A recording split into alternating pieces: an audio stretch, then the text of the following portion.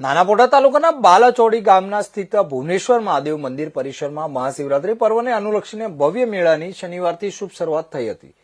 3 દિવસ સુધી ચાલનારા આ મેળામાં દૂર દૂરથી ભાવિક ભક્તો ઉમટી પડ્યા હતા।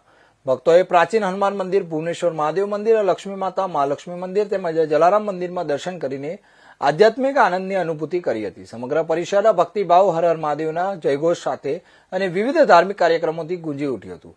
અહીં વર્ષ 1962થી દર વર્ષે મહાશિવરાત્રીનો ભવ્ય મેળો યોજાય છે, જે સ્થાનિકો અને આસપાસના ગામો માટે આસ્થા અને પરંપરાનો અનોખો મેળાપ બની રહ્યો છે। કોલક નદી કિનારે આવેલા ગંગાજીના કુંડમાં વર્ષના 365 દિવસ અને 24 કલાક સતત પાણી વહેતું રહે છે, જે સ્થળનું વિશેષ આકર્ષણ છે। રાજા રજવાડાના સમયના વાંસના જંગલ વિસ્તારમાં સ્વયંભૂ પ્રગટેલી પ્રતિમાને 1961માં મંદિરમાં બિરાજમાન કરવામાં આવી હતી। આ ઐતિહાસિક અને પવિત્ર સ્થળે દર વર્ષે હજારો ભક્તો આવીને આશીર્વાદ મેળવીને ધન્યતા અનુભવે છે।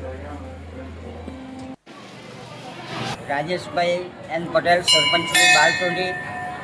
અહીં અમારા ગામમાં 1962થી અવિરત મહાશિવરાત્રિનો મેળો ભરાય છે। અહીં શ્રી ભુવનેશ્વર મહાદેવનું મંદિર આવેલું છે, બાજુમાં લક્ષ્મી માતાજીનું, બાજુમાં હનુમાન દાદા એ પ્રગટેશ્વર છે। એ વર્ષો પુરાણા છે, એ ગામના કોઈ પણ આગેવાનોને ખબર નથી કે એ ક્યારના છે। અને બાજુમાં જલારામ બાપાનું મંદિર છે અને કોલક નદીના પાવન તટે શ્રી ગંગાજીનું કુંડ આવેલો છે, જ્યાં અવિરત પાણી ચાલુ રહે છે, જ્યાં દર્શનાર્થીઓ પિતૃઓના મોક્ષાર્થે ધર્મ કરવા માટે હજારોની સંખ્યામાં આવે છે અને પિતૃઓને તર્પણ કરી ધન્યતા અનુભવે છે। ત્યારબાદ મંદિરમાં આવી અને દર્શન કરી ભોળાનાથ